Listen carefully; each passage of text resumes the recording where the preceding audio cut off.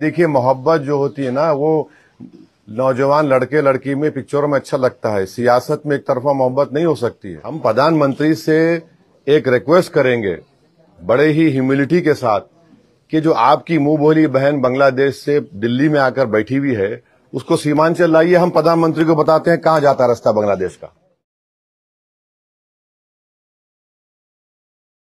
राजनीति, आंदोलन, किसान, करप्शन, गरीबी, इन सभी मुद्दों पर आवाज उठाएगा अब तक न्यूज इंडिया। सत्ता के आगे जब भी सवाल कमजोर पड़ने लग जाए तो सवाल उठाने पड़ते हैं। बोल के लफ्ज आजाद है तेरे, बोल के सच जिंदा है अब तक। सीमांचल में न्याय यात्रा के तहत आए हैं। ये कारवान इंसाफ है जो 2 दिन अपना मुकम्मल कर चुका है और 2 दिन बाकी है।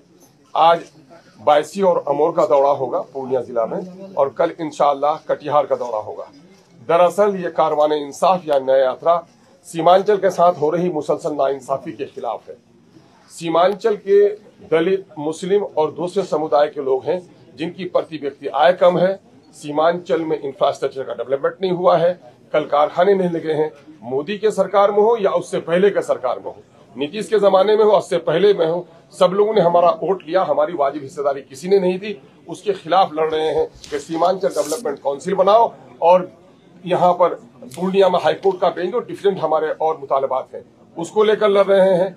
दूसरा मामला है कि अक़लियतों के साथ पूरे मुल्क में जुल्म हो रहा है और बिहार में भी लोगों के साथ जुल्म हो रहा है, कत्ल हो रहा है। हम उसके इंसाफ के लिए उठे हैं।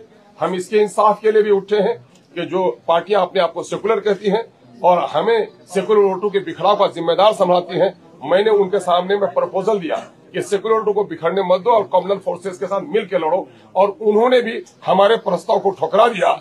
हम उसके खिलाफ भी जनता के सामने में इंसाफ के लिए आए हैं। ये इंसाफ यात्रा का मेन मोटो है। हम इस्तकबाल करते हैं अपनी सीमांचल की धरती पर अपने कौमी सदर जनाब बैरिस्टर सुखना अवैसी साहब का, और वो आपसे रूबरू है।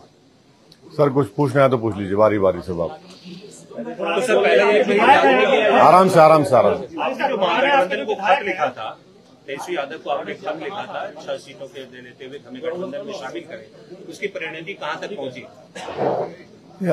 देखिए, उसका बैकग्राउंड ये है कि बिहार के जो अपॉलिटिकल कई लोग हैं जो ये गलतफहमी का शिकार थे कि असदुद्दीन ओवैसी अलायंस नहीं चाहता है।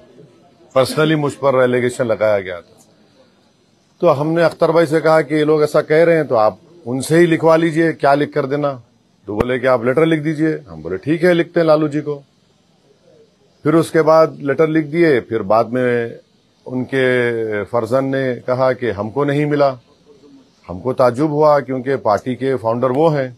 तो हमने कहा ठीक है, उनको भी लिख दीजिए। उनको लिख दिए।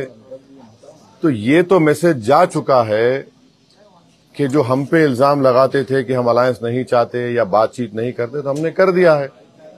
अब इनके ऊपर है मुनस्सिर, वो अपनी पार्टी का फैसला वो लेंगे, हम अपनी पार्टी का फैसला हम लेंगे।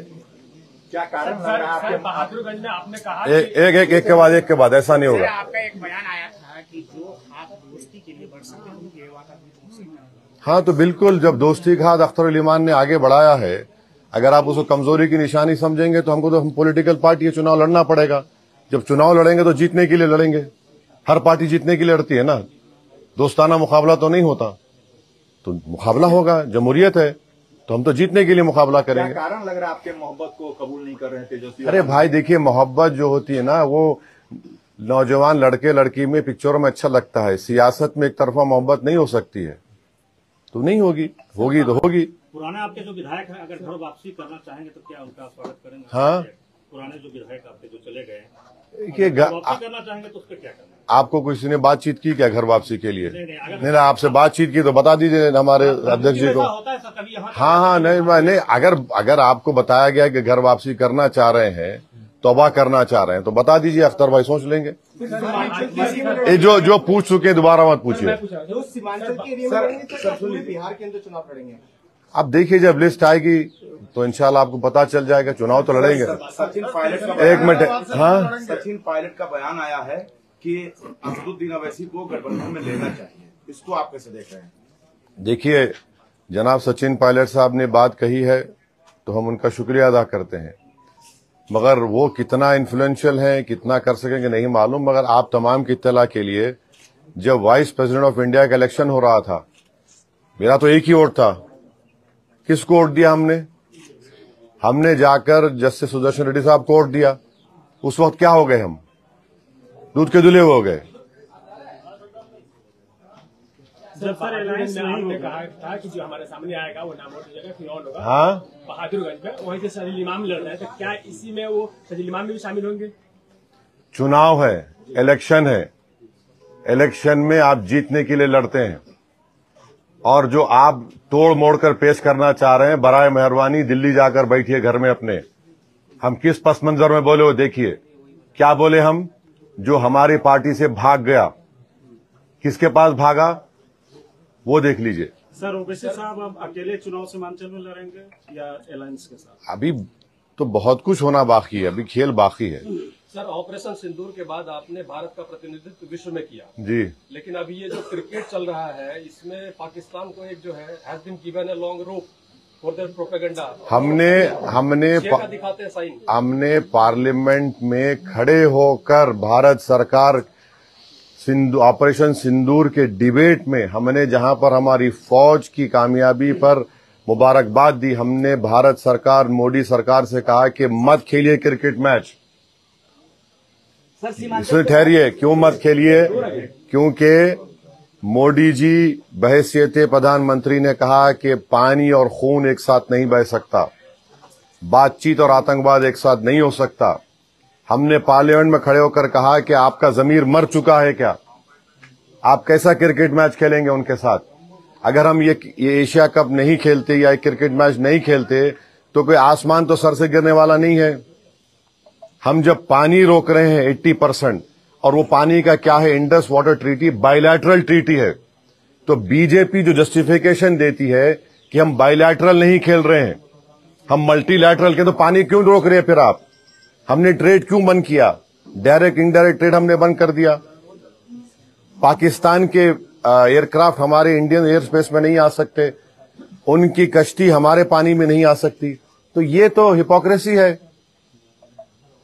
Hypocrisy of the highest order है। बीसीसीआई को कितने पैसे मिलेंगे? 1000 करोड़, 1500 करोड़, 2000 करोड़। हम बीजेपी से पूछना चाह रहे, जो 26 लोगों को सर पर इसलिए गोली मारी गई, आतंकवाद जो पाकिस्तान से आए थे, कि वो हिंदू थे, तो 26 लोगों की जान की कीमत कितनी है बता दीजिए। हम 1000 करोड़ है, 2000 करोड़ है, 3000 करोड़ है, बता दीजिए देश को।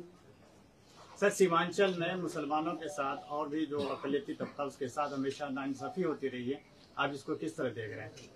बिल्कुल नाइंसाफी हो रही है। प्रधानमंत्री आए यहां पर, घुसपैठी का जिक्र कर दिए, यहां पर ज्यादा आबादी बढ़ रही है।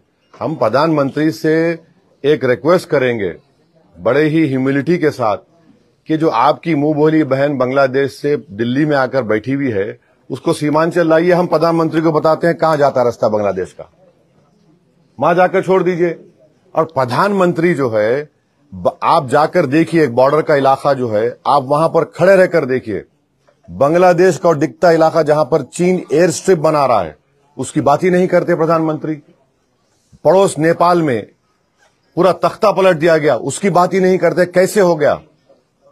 हमारे पड़ोस में 2 रेवोल्यूशंस आ गए, हमको पता ही नहीं है। मगर प्रधानमंत्री को लगता है कि यहां पर सीमांचल में घुसपैठी आ रहे हैं। 65 लाख नाम इलेक्शन कमीशन में जो भी रीजन था निकाल दिए, कौन सा घुसपैठी निकला उसे बताओ।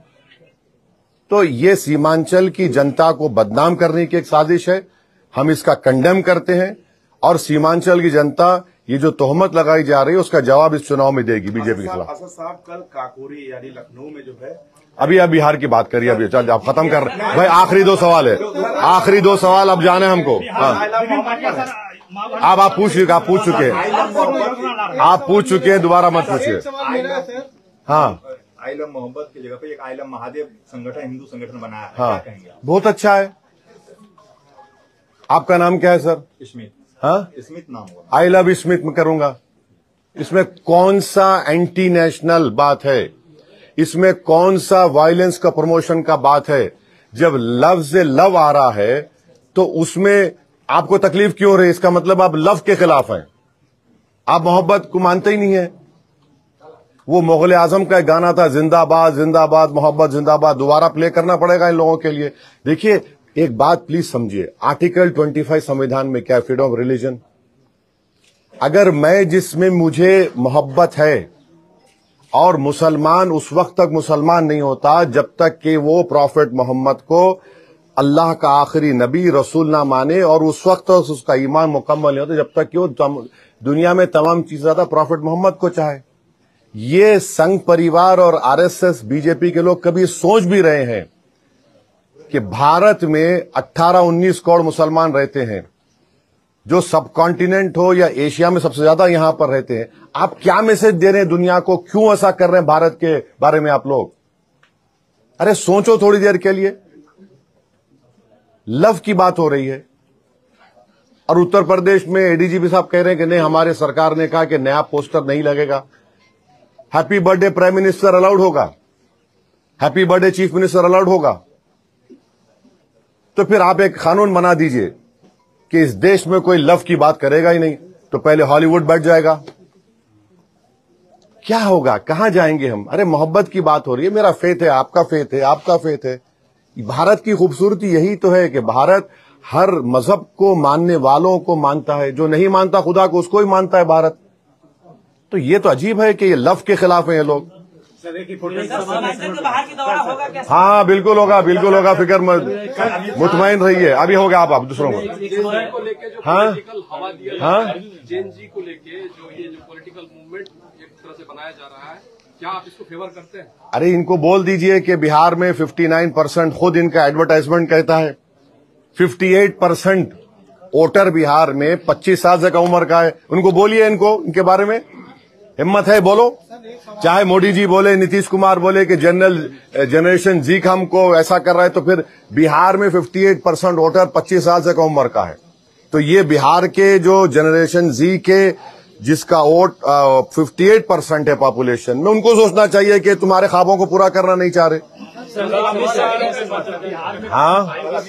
हाँ आए तो वो बताएं कितने घुसपैठी आपने रोके थे। बीएसएफ आपके पास है, आप होम मिनिस्टर हैं 11 साल से। अगर यहां पर डेमोग्राफिक चेंज हो रहा है, आप क्या कर रहे थे उसके लिए? ये तो आपकी नाकामी का आप सबूत दे रहे हैं। और वो जो बांग्लादेश से भागकर आकर बैठी है, बराए मेहरबानी उसको सीमांचल को ला लें। वो खुद बॉर्डर का रास्ता हम दिखा देते हैं, वहां ले जाके छोड़ दें उसको पहले बाहर करें। आप वो क्यों रह रही है दिल्ली में? लास्ट सवाल हम पूछेंगे सर। नहीं आप फर्स्ट पूछ लीजिए। नहीं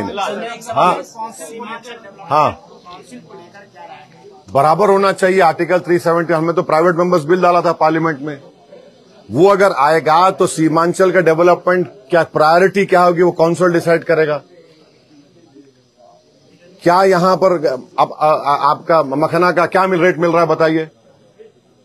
यहां पर मकाई का मामला क्या रेट मिल रहा है बताइए? एम्स क्यों नहीं आता यहां पर? गाया में जो इंडस्ट्रियल पॉलिसी यहां पर क्यों नहीं आती? एक बेंच खोलिए हाईकोर्ट का यहां पर। अरे एक बिल्कुल नहीं है, अहमदाबाद की हो गई। अब ये बताइए कि एएमयू का एक छोटा सा दो कोर्सेज का, उसको भी आप बंद करना चाहते हैं। पानी आता है, जमीन कट जाती है। हम खुद चश्मदीद गवाह हैं, हम देख चुके हैं। अख्तर भाई साहब हम जाके रिलीफ बांटे थे एक बार। पुल नहीं है, पुल बनता है तो नदी में धंस जाता है। ये इश्यूज है सीमांचल के।